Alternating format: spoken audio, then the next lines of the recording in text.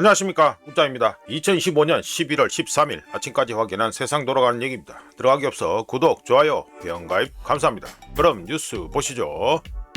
이재명 대통령 무한한 가능성 가진 수험생들 행운 함께 하기. 아이고, 좋은 말 해줬네. 수능이 전부 아니야, 실수해도 끝 아니다. 아니다. 우리나라에서는 아닌 게 아니죠. 수능 대신 각자 분야에서 전문성 쌓는 분들에게도 축하와 응원. 벚구데기 판 만들고 앉아 있으면서 뭐 이런 응원 메시지나 보내고 앉아 있고. 하여튼간에 제가 보기에는요, 뭐 인사치레로 한 건데, 지금 이런 거 다른 거는 관심 없고 팩트 시트나 빨리 좀 깔아. 빨리 팩트 시트 깔라고. 예? 넘어가자. 노만석 대행 사표에 검찰 원포인트 인사 가시와 후보군 백날하면 뭐합니까? 예? 후보군 백날하면 뭐겠어요? 구자연 이종혁. 아이고, 김태훈 거론, 에이, 막 관심 없고요. 팩트시트나 빨리 까고요. 이 대장도 항소 포기권으로 해가지고 팩트시트 까야 되는 거 지금 계속해서 덮는 꼬라진데, 빨리 기다립니다. 팩트시트 언제 까는지 봅니다. 어차피 검찰 해가지고 말아먹겠다고 작정하고 나섰으니까 알아서 하면 되고요. 이제 국민들의 이거 법 서비스는 이제 엉망진창 개판이 됐다는 거는 뭐 더 이상 말할 필요도 없는 얘기고, 하여간 팩트시트 빨리 까라. 예, 넘어가고요. 대장동 항소 포기 여야 공방, 검찰 반발 처벌. 이걸 더불어 가는 말이야. 대통령 관여 의심. 의심? 뭐 의심이야 당연히 의심되지. 의심될 수밖에 없는 정황으로 넘치고 앉아 있는데 검찰 반발 처벌? 뭘 처벌하는데? 뭐 내년에 문 닫는다며? 뭐 처벌하는데? 다 쫓아내라 그럼 뭐. 검사 다 쫓아내비라. 에? 찐윤 검사들 커밍아웃. 수준 꼴하지 마라. 아이고. 아니 근데 맨날 하는 게 뺑기칠 하는 것밖에 없네. 이건 또 뭐야? 체육진 검사들끼리 끼리끼리 술 먹고 내 이상 중앙지검장 패든가. 참 깝깝한데요. 간단하게 코멘트합니다. 뭐 뒤에 내용은 보나 마나 뭐 뻔한 소리고, 체육진을 보니까 우리나라의 자칭 진보, 국회 이하 그리고 이재명 이하 자칭 진보 진영 모두의 평균값이 체육진이 아닌가라고 의심됩니다. 자, 의심 및 추정된다. 자, 넘어가고요. 수준 꼴하지 마라 진짜. 국민연금 실버론 대수술 편해지고 신규자에게 넓어진다. 실버론 돈 빌려주는 거, 모바일 신청 의료비까지 확대. 대출, 이거 뭐 신규 신청자 배려한다고?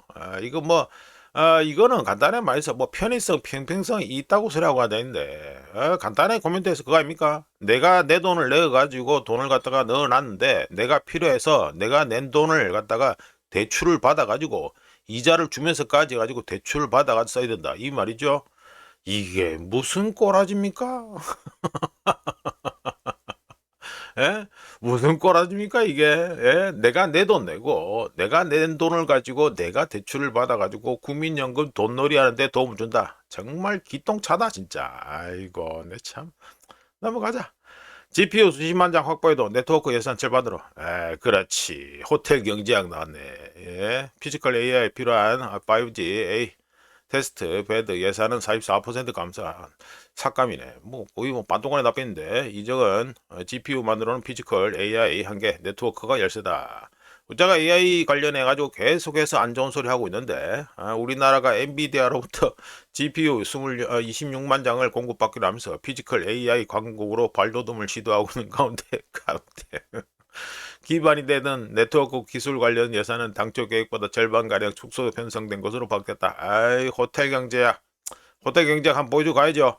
호텔 경제학 호텔 해가지고 호텔 10만원 예약했는데 결국에 한판 돌고 예약 취소해버리고 끝내주죠. 역시 이재명은 합니다. 야, 호텔 경제학 전성시대다. 지기나 진짜. 넘어가고요. 포항 해안서 마약 의심 물질 3개째 발견. 해경군 합동수색이다. 마약건의 경우에는요, 관심 있는 분들은 아시겠지만, 아이고, 54단 나오네. 부산에는 53사단 있죠. 예. 이런 것도 얘기하면 보안에 걸리나? 뭐, 어차피 엉망진창 개판은 되고 있는데, 뭐, 당당한 군대 되고 있는데, 뭐, 사단, 어디에, 무슨 사단이다 얘기해봤자, 뭐, 딱히 걸릴 것 같지도 않고. 이게 물건이야. 잘 돌아가네. 요거 마약해가지고 신물질 포항해안, 딴 데도 아니고 포항해안에서 해가지고 발견됐다 이러는데, 이거 딱 보니까요. 마약 의심물질에 딱 보니까 버닝썬 생각나고요. 윤총경 생각나고 또 그다음에 문재인이 때 뭐 했습니까? 마약과의 전쟁 해가지고 쇼나 열심히 했죠. 그래 쇼하면서 또 윤석열이 뜨고 그다음에 한머지기 또 뜨고 다 떴지요. 아이고 자칭 보수, 예? 정신 차려야 됩니다. 지금 그냥 계속해서 문재인이 때부터 문재인이 판에서 놀고 앉아 있는 거예요. 이재명 팬들은 자신들이 문재인 판에서 안 놀고 있다고 생각할지 모르겠는데 웃자가 보기엔 똑같아. 뭐 다른 게 하나도 없습니다. 자 넘어가고요. K뉴스는 뭐 보나 마나 뻔하니까 뭐 제목만 보고 막 바로바로 넘겨버리. 수준 꼬라지가 그런데 뭐. 자 금덩이 보시죠. 1달러 1달러란다. 1온스 해가지고 1.60% 올라가지고 1온스에 4192.86. 많이 올랐는데. 예, 많이 올랐습니다. 우짜가 이거 오른 김에 해가지고 오늘 좀 말씀을 드릴게요. 금덩이의 경우에는요, 우짜 견적으로 4140달러에서 4164달러. 근데 뭐 대략 요 정도 되죠. 요 라인이 딱 꺾어집니다. 요 라인이. 여기 있는 저항선을 갖다 뚫을까 하고 관심을 가졌는데 어제도 코멘트 해드렸고요. 보이지 않는 선이 있다 이렇게 말씀드렸는데 요거 뚫었습니다. 시원하게 뚫었고요.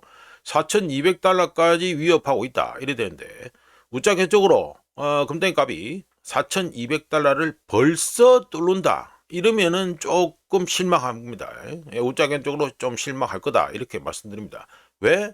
너무 빨라서 물론 그 상황 돌아가는 거 판 돌아가는 거에 따라서 뷰는 언제든지 플렉시블하게 바꿔야 되는데 지금 너무 빨라요. 우짜가 보기엔 너무 빠릅니다. 우짜 경우에는 이러면은 좀 조심하겠다 이렇게 말씀드립니다. 하여간에 4140달러에서 4164달러에 있는 저항선을 갖다가 시원하게 뚫었다. 그리고 4200달러까지 위협하고 있다. 이걸 갖다가 잘 보셔야 되겠습니다. RSI 값이 63 해가지고 더 올라가겠네. 예, 그래 되겠네요. 자 넘어가고요. 자 은덩이입니다. 은덩이는 어제 더 올라가지고 3.91% 많이 올랐죠. 많이 올라가지고 1온스에 53.22달러가 됐습니다. 아이고 전고점 해가지고 찔러가고 있네. 볼린저 밴드 상단을 갖다가 위협하고 있고요. 여기는 더 많이 올랐네. 60, 뭐 70 가까이 가버렸네요. RSI 값이.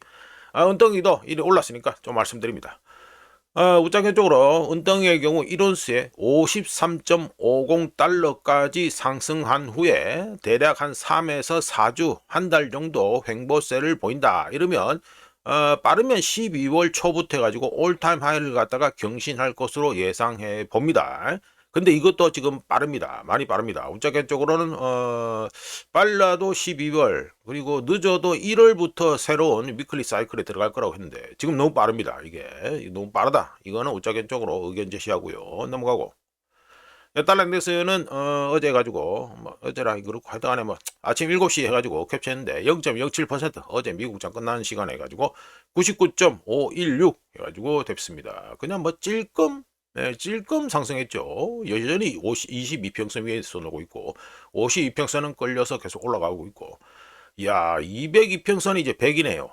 아이고 이거 참 흥미진진한데 갈수록 이제 세계가 다 모이고 있는 분위기죠. 예, 모이고 있는 분위기입니다. 이거 달러 인덱스 어째 될런지 상당히 궁금하고요. RSI 값이 아직까지는 추세가 붕괴됐다고 말하기 좀 그렇네. 그렇습니다. 달러 인덱스 중요합니다. 이 자체가 관련해서 우짜가 포스팅도 할까 생각 중인데 하여간 일단 달러 인덱스가 또 더 이상 내려가지 않고 22평선 뚫지도 않고 밑으로 내려가지 않고 다시 반등했다는 거. 자 넘어가고요. 자 우리나라 원화입니다. 지기네. 아이고 1달러에 1468.81 1469원 뭐 1470원이네. 지난 24시간 동안 0.54% 싸져가지고 아이고 1469원 지긴다 진짜. 야 우짜는 보존에 자산 뭐 재산 돈 보존에 원래 목적이 있었기 때문에 달러로 간 건데 야 이재명 정권 덕분에 이거 돈이 막 불고 있습니다. 우짜가 달러를 해가지고 왔다리 갔다리 뭐 유로 갔다 이래가지고 하면은 대충 한 1300원 안 되는 뭐 평당가로 치면 한 1300원 안 되게 해가지고 그때 해가지고 달러로 해가지고 갈아탄 건데 유로 갔다가 다시 달러 왔을 때 그 정도 되는데요. 이거 정도면 우짜가 아이고 이거 뭐 은행 이자는 저리 가라 할 정도로 지금 벌써 많이 땄습니다. 이재명 대통령 만세네 만세. 지긴다 진짜. 야구 우짜 해가지고 좀 보여드립니다. 보시면 1468.81 1470원이죠. 보시면 요게 2015년 1월 1일, 그러니까 작년에 윤석열이 자폭질 후에 뭐 한덕수 뭐 탄핵한다 어쩌고 된다 뭐 별의별 똥쇼가 나왔을 때 그때 해가지고 고점 찍었던 게 해가지고 1478원입니다. 자, 얼마 안 남았죠? 한 10원 남았습니다. 10원도 안 남았습니다. 이거 참 우짜 기준에서는 그냥 가만히 앉아가지고 돈이 불고 앉아있는데, 뭐 이재명 그리고 더불어 기준에서는 지금 이렇게 환율이 이래 미쳐가지고 올라간다. 이게 뭡니까? 더불어하고 이재명 기준에서는요, 현재 반란 내란이 현재 진행 중이다, 이렇게 되겠습니다. 자, 넘어가고요. 자, 엔화입니다. 엔화는 이거 엔화는 1달러 해가지고 154.799엔이네요. 오늘 새벽에는 155엔까지 해가지고 돌파했었네. 그래서 24시간 동안 0.43% 싸졌습니다. 엔화 본 김에 엔화는 우자가 155엔이 중요하다 했는데 지금 계속 이러고 앉아있고요. 다카이치 조심해야 될 것 같은데. 아니, 근데 어제 우자가 엔비디아 주식을 갖다가 소프트뱅크가 다 판다 한다고 우자가 해가지고 소개를 좀 뉴스를 갖다가 소개해 드렸죠. 예, 그래 했습니다. 그래 했는데 이거 소프트뱅크에서 엔비디아 주식을 갖다 다 판다라고 발표한 후에 소프트뱅크 주가가 마이너스 10% 이상 폭락했습니다. 자, 넘어가고요. 네, 이거는 오펙에서 리포트가 나왔습니다. 그래서 제가 또 잠깐 해가지고 업데이트 해드리죠. 오늘 또 뒤에 뭐 떠들 게 많으니까. 오펙의 2차 자료, 이거 뭐 있죠? 예, 세컨더리 소스에 나와있다시피 오펙의 2차 자료에 따르면 오펙 플러스 8개국, 이거 뭐 V8인데 8개국의 원유 생산량이 10월에 MOM 전월 대비 25,000 배럴 퍼 데이, 하루 평균 25,000 배럴이 증가한 3,285만 6천 배럴 퍼 데이를 기록했고요. 9월 생산량이 얼마 있습니까? 요거 보시면 요거 표를 보면 빨간 게 실제로 나온 거고요. 요거 하늘색은 자기들이 해가지고 쿼터를 갖다가 어디까지 뭐 이거 양을 펌프질 해라 이런 쿼터를 준 겁니다. 이 간격이 커지고 있죠. 예, 간격이 커지고 있습니다. 9월 생산량은 얼마다 MOM 해가지고 13만 7천 배럴 퍼 데이 증가한 3,301만 7천 배럴이 있습니다. 간단하게 말해서 이 증산한다고 한 물량보다 펌프질을 덜 하고 있다 이거죠. 예, 덜 하고 있다 이겁니다. 실제 요거 지금 펌프질 하고 있는 거는 이 빨간색입니다. 빨간색. 예, 빨간색입니다. 요거 오펙에서 움직이는 거는 무조건 미국 세일 G기기다. 이거는 기본적으로 알고 계셔야 되고요. 자, 넘어가고. 네, 러시아 드론 부대 창설에 우크라이나 전투의 실전 배치. 예, 요거는 우짜가 이미 뉴스 모임에서 한번 말씀드린 바 있습니다. 말씀드린 건 모르겠는데. 예, 러시아군이 무인 시스템군을 창설했다. 이 새로운 부대의 구조가 결정됐고 사령관도 지명됐다. 대놓고 독립적으로 작전하게 해가지고 군을 갖다가 전투부대를 갖다가 만들었다 이거죠. 무인 시스템 군의 전투 작업은 통일된 계획에 따라 다른 전투부대들과 소통하며 실행되고 있다. 이 신규 부대원들은 우크라이나군의 장비를 파괴하는 임무를 수행한다. 원래 그래 하고 있었습니다. 원래 그래 하고 있었고요. 공정도로 보면 아니라 지상 로봇 시스템, 해상 무인정 등도 이 부대에 배치된다. 예, 그래 된다 이거죠. 최인영이가 썼구나. 최인영이가 우크라이나에 관심이 많네요. 요거 우자가 전에 해가지고 코멘트 했는데요. 러시아군에는요, 우리 그 한국군, 국군 기준으로, 국군 부대 편성 기준으로 하면요, 분대 단위 있죠, 분대 단위. 분대 단위에도 드론 오퍼레이터가 한 명씩 꼭꼭 들어갑니다. 참고로 러시아의 우리로 치면 뭐 분대라고 할 수 있는데 거기는 병력 규모가 병력 숫자가 얼마나 되냐면 대략 한 7명 되고요. 7명. 그 분대장, 뭐 부분대장, 뭐 이래 가지고 지원 옆에서 붙어 따라다니는 친구, 그리고 A팀, B팀 해 가지고 공격조, 스톰트루프라고도 하죠. 공격조 이런 친구들이 2명씩 가서 해가지고 A조, B조 2개 해가지고 돌리고 이래 됩니다. 이 중에서 드론 오퍼레이터는 일반적으로 러시아군에서 드론 오퍼레이터는 부분대장이 맞습니다. 예, 요거는 뭐 좀 너무 디테일한데 하여튼 그렇게 말씀드리고요. 자, 넘어가고. 자, 이거는 자포리지아 전선 붕괴라는 제목으로 해가지고 우짜가 또 업데이트 해드립니다. 포크롭스크는 뭐 끝났고요. 그런데 지금 이것도 흥미로워서 우짜가 좀 말씀드리죠. 지금 돌아가는 거 보면 우자가 해가지고 화살표를 표시했는데 지금 현재 문제가 되고 있는 게 이쪽입니다. 동북쪽 이쪽입니다. 말씀 들어보면 우크라이나 채널들에서는 안추르강, 이게 잘 안 보이는데 이 지도는 잘 안 보이는데 하여간 안추르강이 대략 한 요 정도에 있다 이렇게 보시면 됩니다. 안추르강 근처의 돌파구를 통해 러시아군이 북동쪽에서 진격해 후리 아이폴 요거죠? 예, 후리 아이폴 요겁니다. 이것도 이 지역 내 병참 역할을 했던 건데 이게 최전선이 된 상태입니다. 자, 꼬라지가 망조가 늘었다 이거죠. 후리 아이폴을 부분적으로 포위할 수 있는 딱 모양이 딱 잡히잖아요. 이렇게 모양이 잡히잖아요. 부분적으로 포위할 수 있는 위협이 발생했다고 우크라이나 채널들에서 지금 떠들고 있고요. 지난 몇 주 동안 러시아군은 슬라드케 요 지명입니다. 이쪽 지명입니다. 자, 그냥 여기는 이제 러시아 친러시아 저 맵이기 때문에 러시아 이름으로 되어 있고요. 우자가 아직 이거 우크라이나 전이 끝나지 않았기 때문에 확실하게 확정되지 않은 거는 우크라이나 이름으로 하겠습니다. 이해해 주시고요. 슬라드케 노보예 그리고 노보 니콜라예프카 뭐 바쁘다 막 여기 쭉 있습니다. 노보 니콜라예프카 마을들을 포함해 수십 평방킬로미터의 지역을 점령하고 후리 아이폴에서 불과 11km 떨어진 로브노프를 놓고 전투를 시작했다. 이게 되겠습니다. 로브노프를 되죠. 이렇게 여기 전투를 시작했습니다. 현 상황은 국지적인 방어선 붕괴로 묘사되는데 러시아군은 며칠 간격으로 4에서 5km씩 진격하는데 반해서 우크라이나군은 새로운 방어 진지를 강화하는데 어려움을 겪고 있습니다. 그러니까 러시아군의 진격 속도가 우크라이나군의 방어 진지 쌓는 속도보다 빠르다 이거죠. 현재 추세가 지속될 경우 2주 안에 후리 아이폴이 포위 및 점령될 수 있다는 계산이 나옵니다. 관련해서 우크라이나 남부 방위군 대변인인 블라디슬라프 볼로시는 후리 아이폴 지역 내 5개 정착촌에서 우크라이나군이 처수했다. 정확한 워딩은 우스페니우카, 노보 니콜라이 우카, 여기 밑에 뭐 이래 있습니다. 노보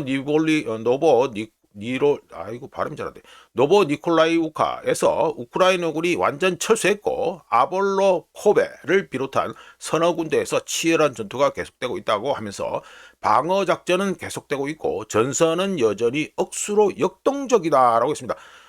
우크라이나에서 억수로 역동적이다 이 말은 엄청나게 밀리고 있다 이 소리가 되겠죠. 한때 인구 1만 3천 명이었던 후리 아이폴은 우크라이나 동부 전략적 요충지 역할을 하고 있습니다. 이게 뭡니까? 병참 허브였다는 소리예요. 이쪽 전선에서 병참 허브 역할을 했다는 겁니다. 병참 허브가 최전선이 됐다는 거는 그냥 망했다. 이게 망했다. 예, 넘어가고요. 요거는 미국 자동차 대출 연체율이 올타임 하이를 또 경신했기 때문에 말씀드립니다. 차트 해가지고 보여드리고 피치 해가지고 오토 해가지고 ABS 뭐 지수가 나와 있는데 뭐 하여튼 피치 레이팅에서 나온 거죠. 피치 레이팅에 따르면 2025년 11월 자동차 대출 여기서 60일 이상 여기 있죠? 60일 이상 뭐 신강 연체를 해야 되나? 하여튼 60일 이상 연체된 서브프라임 자동차 대출자 비율이 6.65%로 1994년부터 시작된 관련 데이터 집계 후 가장 높은 수치를 기록했습니다. 그럼 이것만 하면 되냐? 아니죠. 또 지나가지고 자동차 대출에서 지금 서브프라임 대출자들 지금 현재 신강 연체가 폭발하고 있는 중에 블룸버그에서 또 조사한 게 있습니다. 블룸버그에서 다 보이나? 예, 블룸버그에서 해리스 폴 여기에다가 의뢰해가지고 조사를 했는데 미국인 중 약 55%가 직장을 잃을까봐 현재 걱정하고 있으며 소득 5만 달러 밑에 요거죠 인컴 해가지고 5만 달러 밑에 여기 있는 소득 5만 달러 미만 미국인들이 더 큰 걱정을 하고 있습니다. 어떤 걱정? 직장 잃을까봐 걱정하는 거. 그러니까 여기서 하늘색 이게 뭐 무슨 색이라 하냐? 뭐 남색도 아닌데. 하여튼 이런 거 푸른색 쪽이 지금 직장 잃을까봐 걱정하는 거고요. 이 노란 쪽은 나는 뭐 직장 잃을 걱정이 별로 없다 이거죠. 예로 되는데 소득 5만 달러 밑에서 특히 더 직장을 잃을까봐 큰 걱정을 하고 있다 이 말이 됩니다. 간단히 말해서 이것저것 뭐 버블 나오고 이래 나옵니다만 지금 실물 경제는 그냥 리세션이다. 우자가 트럭 운송 지수도 얘기했고 뭐 여러 가지를 말씀드렸습니다. 지금 리세션입니다. 그냥 완전히 그냥 리세션이라 보면 됩니다. 데이터 나온 것들이 다 리세션이에요. 오늘부터 그러니까 미국 시간으로 11월 13일 아니지. 오늘부터 해서 지금 미국의 그 정부에서 나오는 각종 경제 데이터 다 나오면 쏟아집니다. 이제 오늘부터 쏟아지는데 벌써 실업률하고 이거 관련 데이터 다 나옵니다. 실업수당 청구 건수도 다 나오고요. 밀린 거 다 나오게 돼 있습니다. 어떻게 되는지 한번 보시죠. 자 넘어가고요. 요거는 해가지고 전력 인프라 관련 주들의 관심을 가져야 된다라는 이야기를 한번 말씀드려 봅니다. AI에 관심 있는 사람들은 이미 알고 있듯이 AI에 관심 있는 사람들은 이미 알고 있듯이 전력 인프라 관련 주식들의 경우 관심을 이미 받고 있었는데요. 미국의 경우 2028년까지 데이터 센터의 전력 부족률이 20%에 달할 것으로 예상되는데, 이는 AI 수요가 임계점에 도달하는 시점에 13에서 최소 13기가와트에서 최대 44기가와트의 용량이 부족할 것이라는 걸 의미합니다. 조금 더 디테일하게 들어가 보면 이 차트를 보시면 아시겠죠. 이 차트에 보면 미국의 발전량이 나와있죠. 아주 플랫합니다. 발전량 차트를 보시면 아시겠지만 미국은 지난 20년 동안 연간 4,000에서 4,500 테라와트시 수준의 지금 전력 생산이 지금 정체되어 있습니다. 이 정체된 데 반해서 중국은 어떻습니까? 1,400, 이렇게 된대. 1,400, 20년, 대략 20년이 되니까 이 정도 되죠. 1990년대 후반, 이 정도 되는데, 이때 해가지고 중국의 발전량은 1,400 테라와트시였는데, 현재는 얼마입니까? 1만 테라와트시 이상으로 현재 중국은 폭발한 상태입니다. 참고로 우리나라 어떻습니까? 아주 플랫하죠. 예, 우리나라도 아주 플랫합니다. 이런데 이재명 정권에서 지금 뭐합니까? 재생 가능한 에너지 타령하고 있죠. 우자와 관련해서 국가의 수익 모델화라고 이미 말씀드렸습니다. 당군 일의 최대, 역대 최대, 국가의 수익 모델화, 모르면서 AI 팔고 앉아있고, 하여간에 재생 가능한 에너지 같은 간헐적인 전기를 만드는 이런 거로 해가지고 AI를 판다. 앞뒤가 하나도 안 맞다. 그냥 사기다. 이렇게 보면 됩니다. 하여간 우리나라 얘기는 패스하고. 하여간에 미국의 전력망 인프라가 정상적인 산업 수요를 따라가지 못하고 있는 가운데 여기에 AI 즉 데이터 센터의 전력 소비량은 2023년에 7테라와트시 꼴랑 7테라와트시였습니다. 그런데 2028년에 293테라와트시로 급등, 이게 급등이 아니고 그냥 폭발이죠. 예, 대폭발입니다. 293테라와트시로 급등할 것으로, 폭발할 것으로 예상되고 있고, 향후 발생할 전력 수요를 감당하기 위해서는 매년 80기가와트의 신규 용량이 필요하지만 실제로는 미국에서 얼마만 추가되고 있다? 40기가와트만 추가되고 있습니다. 따라서 미국은 현재 계산 산수매도 아실 수 있겠죠. 마이너스 50% 전력 인프라 부족을 겪고 있고요. AI 수요는 정점에 도달하지 못했습니다. 참고로 새로운 전력선을 건설하고 연결하는데 미국의 지역에 따라서는 3년에서 최대 7년이 걸리고요. 데이터 센터 건설에는 그거보다 좀 빨라서 2년이 걸립니다. 2년. 그리고 실제 전력을 갖다가 데이터 센터에 공급하는 데는 최소 5년, 그리고 최장 10년이 걸립니다. 즉, 이 불일치가 이미 발생하고 있다 이 말이죠. 이런 불일치가 구조적 병목 현상을 만들고 있고, 병목 현상은 가격 결정력을 만들어냅니다. 창조한다고 봐야겠는데, 관련해서 마이크로소프트 CEO는 전력 제약으로 인해 마이크로소프트의 GPU가 유휴 상태에 있다는 사실을 인정한 바 있고요. 이런 가운데 모건 스탠리는 AI 수요 급증으로 인해 2028년까지 미국 데이터 센터의 전력 부족률이 최대 20에서 20%, 수치로는 13에서 44기가와트에 달할 수 있으며, 가능한 해결책으로는 천연가스 터빈, 그러니까 천연가스 발전이죠. 그리고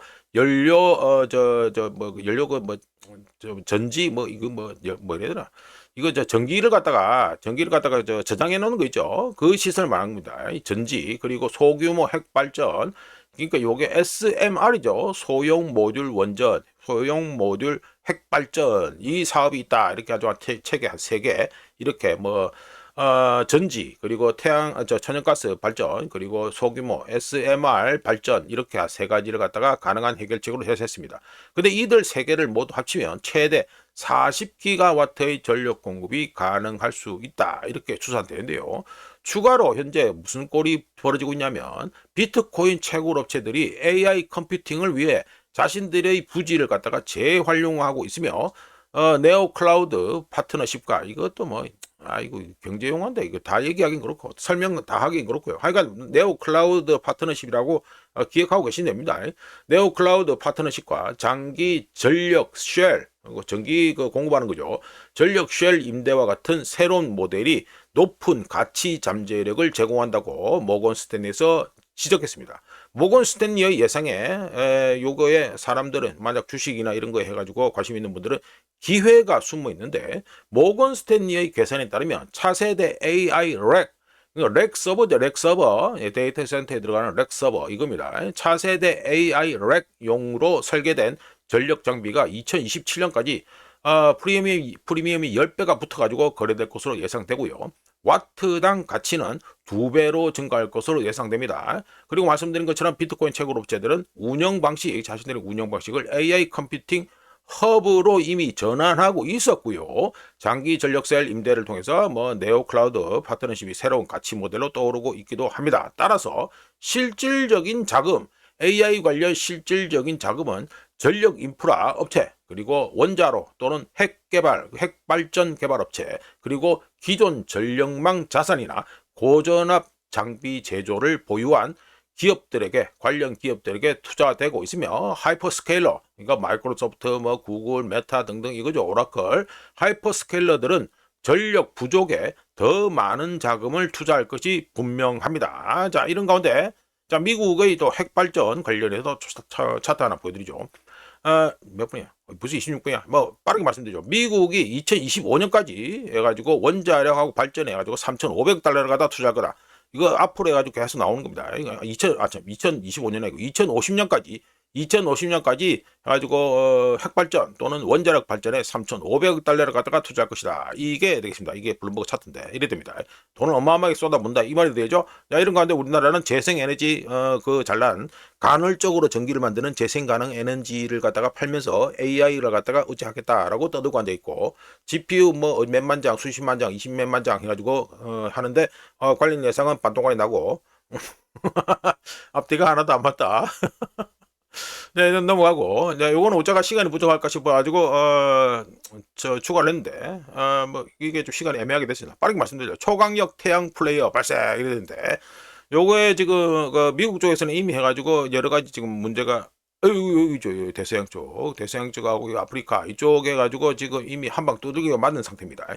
빠르게 말씀드리죠. 이거 여기까지 괜히 넣었네. 그렇게 생각해볼까? 1989년에, G5, 요급, 태양 폭풍이죠. 태양 폭풍이 발생해서 퀘벡 주민, 캐나다 여기, 퀘벡 주민 600만 명이 거의 하루 동안 정전을 경험했었고요. 1859년에는 억수로 유명한 이벤트가 발생했죠. 유명한 게 뭡니까? 캐링턴 이벤트를 해가지고 태양 대폭풍 이벤트가 발생해서 전선이 불타고 카리브 해에서도 오로라가 관측된 바 있습니다. 어마어마하게 터졌다 이거죠. 태양 폭풍이. 하여간 2025년 11월 12일에 발생한 태양 폭풍의 관측지는 G4에서 G5, 여기 되죠. G4 이래가지고 나와 있는데, G4에서 G5에 해당되며 G5에 근접한 수준으로 평가됩니다. 이는 지구 자기장이 태양의 플라즈마 폭발과 코로나 질량 방출이라고 부르는 현상에 의해 큰 타격을 받고 있다, 이 소리가 되겠죠. 바꿔서 말하면 태양이 하전 입자 구름을 지구에 던졌고, 해당 입자들이 지구의 자기권과 충돌하면서 지구 자기권을 갖다가 짜부시켜버린다. 쌈마이 표현해서 짜부된다 이게 됩니다. 그러면 어떻게 됩니까? 전력선, 전기선, 그리고 파이프라인, 위성, 그리고 심지어 지상에 있는 전도체, 모든 전도체라면 영향을 다 받습니다. 현대 인프라 시설은 태양 폭풍 같은 변동성을 감당할 수 있도록 설계됐지만 우주 규모 수준의 변동성까지는 감당을 못하죠. 예, 그러니까 우리 지구 안에서는 어찌 하더라도 그러니까 우주급에서 오는 어떤 위협에 대해서는 전혀 감당이 안 되게 돼 있다, 이게 됩니다. 따라서 전력망 운용사들은 부하를 조정하고 지자기 유도 전류를 모니터링하고, 위성 운영자들은 궤도를 조정하고, 해당 위성의 궤도를 조정하고, 위성을 갖다가 노출시켜서 위성을 갖다가 회전시켜서 전자제품이 안에 전자기기가 이 태양 폭풍의 영향을 덜 받도록 해가지고 회전을 시켜서 노출을 줄이는 등의 조치를 취하고 있는데, 이런 것들 모두 공격에 맞선다는 것이 아니라 그저 그저 상황을 그대로 견딘다라는 데 목표가 있습니다. 일반인들에게는 그저 시각적인 부분이 가장 큰데 오로라, 좀 전에 뭐 카리브에서도 오로라가 관측됐다고 말씀드렸죠. 오로라의 경우에는 평소보다 훨씬 낮은 그러니까 위도까지 조건만 유지된다면 잘하면 멕시코만 카리브에서도 발견됐는데 멕시코만 지역에서도 목격될 수 있습니다. 오로라가. 물론 이 오로라가 보여주는 아름다움의 숨은 위험, 즉 우리 인간의 전력망, GPS, 통신, 하다못해 금융 네트워크까지 이런 심각한 영향이 미칠 수 있다는 것은 대부분의 사람들이 모르고 있죠. 하지만 까먹으면 안 된다는 거. 이번 태양 폭풍은 미국 시간 기준으로 11월 12일 밤에 절정에 달할 것으로 예상되며 1859년 캐닝턴 이벤트나 1989년 퀘벡 같은 그런 이벤트 같은 재앙적인 강도에는 미치지 못하지만 잠시 멈춰 서서 하늘을 올려봐야 될 정도로 강력합니다. 인간을 겸손하게 만드는 우주쇼 중에 하나다 이게 됩니다. 우자견적으로 인간은 지구만 보고 살고 있지만 우주는 때때로 인간이 생각하는 것과 달리 인간 자신은 많은 것을 통제할 수 없다는 걸 갖다가 이 우주가 알려주고 있다. 이렇게 말씀드릴 수 있겠습니다. 자, 이게 캐링턴 이벤트 났을 때 짜분한 거죠? 예, 짜분한 겁니다. 자, 넘어가고요. 자, 요번에 가지고 우자가 사라지는 주식 리스크 프리미엄이라는 얘기를 말씀드릴 건데 이게 블룸버그 차트고요. 뭔가 이렇게 쭉 내려가는데 빨간 기준선 점선 밑으로 쭉 내려가 보죠. 예, 그래 US 에퀴티 가지고 리스크 프리미엄 네거티브 테러토리. 예, 요래 됩니다. 이거 빠르게 말씀드리자 벌써 30분이 넘어버렸네. 요거 블룸버그 차트는요. S&P 500 지수 수익률과 미국채 10년물 수익률 간의 차 스프레드를 갖다가 보여주는 겁니다. 간단하게 말해서 빼는 거죠. 예, 빼는 겁니다. US S&P 500 earning yield less treasury 10-year yield. 그러니까 이거 뭐 말 그대로 가지고 그냥 산수로 빼는 겁니다. 빼는 거 빼가지고 이제 마이너스가 났다 이건데 주식 리스크 프리미엄이라고 부릅니다. 이거를 갖다가 주식 리스크 프리미엄을 추적하는 이 차트인데 일반적으로는 어떻습니까? 주식이 채권 특히 국채보다 더 위험하죠. 예, 더 위험합니다. 따라서 국채, 채권보다 더 높은 수익을 내야 합니다. 하지만 이게 마이너스가 났다는 거, 이거 마이너스가 났다는 거는 국채가 주식의 내재 수익률보다 더 높은 수익을 내고 있다는 소리가 됩니다. 이 딥이 졌다 이 말이죠. 이상하게 느껴질 수 있겠지만 이는 우연적인 현상이 아니며 2020년 이후 이 차트가 시작된 게 또 2020년이죠. 2020년 이후 쭉 갔다가 이래 다시 가지고 다이브 했는데 2020년 이후 시장 그리고 정책 그리고 투자자들의 심리가 변화한 결과다라고 말씀드릴 수 있습니다. 간단하게 가장 쉬운 설명은 산수인데요. 산수. 우자가 빼는 거라 했잖아요. 패드는 긴축하면서 장기물 수익률이 급등하고요. 패드가 긴축하면서 장기물 수익률이 급등하고 장기 프리미엄, long and term 프리미엄이 돌아왔지만 다시 원래로 돌아왔지만 주식은 실적이 유지되었고 밸류에이션은 높은 할인율을 반영할 만큼 충분히 축소되지 않으면서 그러니까 그래 많이 떨어지지 않았다 이거죠. 그러면서 완전한 재평가가 되지 않았습니다. 그 결과 채권, 국채 수익률은 경쟁력을 보이는데 반해서 주식은 여전히 유동성 시대처럼 유동성에 의해 거래되는 세상이 되었죠. 또 다른 측면도 있는데 지수 자체가 변했습니다. 대형 빅테크, 테크주들이 S&P 500 지수를 장악하고 있고 투자자들은 테크주들을 전통적인 주식보다 안정적인 현금 흐름을 가진 세미 디펜시브, 절반 방어적인 이래야 되나? 하여튼 세미 디펜시브 성장 유틸리티, 즉 그러니까 비싸게 말하는데 간단하게 말해서 지속 가능한 현금 흐름을 가진 장기 자산처럼 빅테크 주식들을 갖다가 간주하고 있다 이게 됩니다. 사람들이 안전하다고 여겨지는 것과 AI 기반 생산성에 대한 노출의 프리미엄을 사람들이 지불하고 있고요. 이런 현재 목격되는 집중 현상은 산술적인 계산을 왜곡하고 단순하잖아요. 빼기 해가지고 나오는 거. 산술적인 계산을 왜곡하고 지수를 구성하는 시장의 마켓 부분 대부분 그러니까 빅테크를 제외한 나머지 대부분의 상태 주가 퍼포먼스가 안 좋다고 하더라도 지수 자체를 비싸 보이게 아주 좋아 보이게 만듭니다. 아주 심각한 문제죠. 더 깊게 들어가면 행동적인 것도 있는데 401k 미국 연금이 그죠. 401k 그리고 생애 주기에 따라서 자산 비중을 자동 조정하는 TDF라고 있죠. 타겟 데이트 펀드라고 있는데 이것도 뭐 관심 있는 분들은 아시는 건데 하여간에 TDF 자사주 매입 같은 수동적인 자금은 밸류에이션 가치평가가 합리적인지 뭔지 이거 묻지도 따지지도 않고 그냥 매수를 할 뿐이고요. 수십 년간 이어진 저금리 정책과 저점 매수 by the dip이라는 습관은 사람들이 리스크 위험을 보는 방식을 재설정해서 매도하는 것보다 주식을 갖다가 파는 것보다 주식을 갖다가 보유하고 있는 거 이게 덜 위험하게 즉 주식을 파는 게 주식을 들고 있는 것보다 더 위험하게 느껴지게 만들었습니다. 이런 꾸준하고 기계적인 수요는 수익률이 다른 자산을 더 매력적으로 보이게 만들 때도 주식 가격을 고정시켰습니다.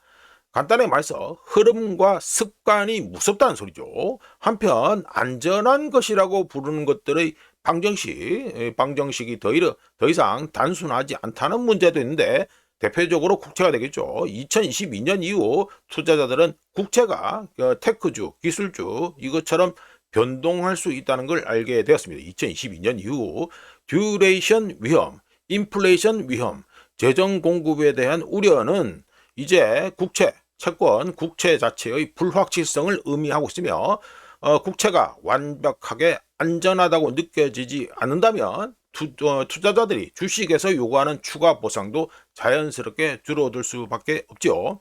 즉 주식이 더 안전해서가 아니라 전체 투자 환경이 더 위험하게 느껴지고 있기 때문에 투자자들은 시간이 지나도 가장 신뢰할 수 있는 자산을 선택하고 있으며 간단하게 말해서 채권, 국채죠. 국채 대표가 국채니까 국채가 예전만 못하다 이 소리가 됩니다.